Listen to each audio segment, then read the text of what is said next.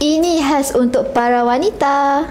Pernah tak korang keluar dengan kawan-kawan, bila bil sampai, semua pandang meja, semua pandang phone, tapi tak ada yang berani buka mulut? Bab split bil ni nampak biasa je, tapi kalau salah kira, boleh jadi isu besar tau. Ada beberapa cara yang orang ramai gunakan waktu nak split bills ni.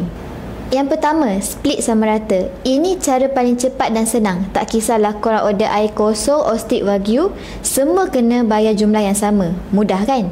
Tapi, cara ni boleh menyebabkan kita rasa tak puas hati.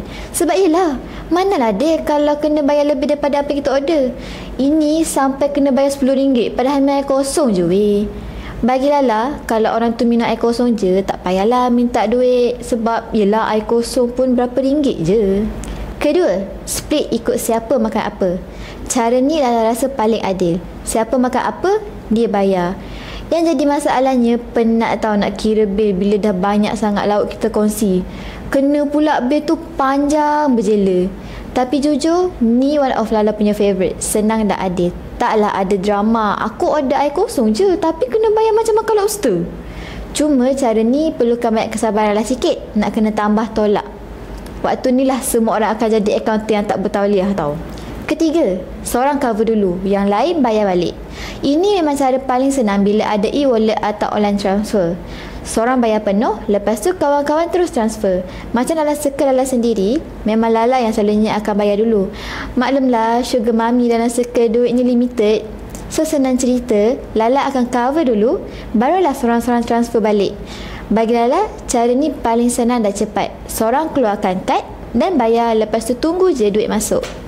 Tapi kena selalu kejar lah dia orang ni, sebab ada yang terus bayar, ada yang nak kena tunggu habisan dulu baru nak bayar. Aduh, penat tau.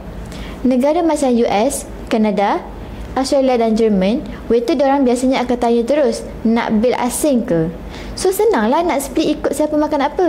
Dekat UK, Singapura ni biasanya satu bil je kita dapat, tapi boleh je nak minta bayar asing dekat kaunter.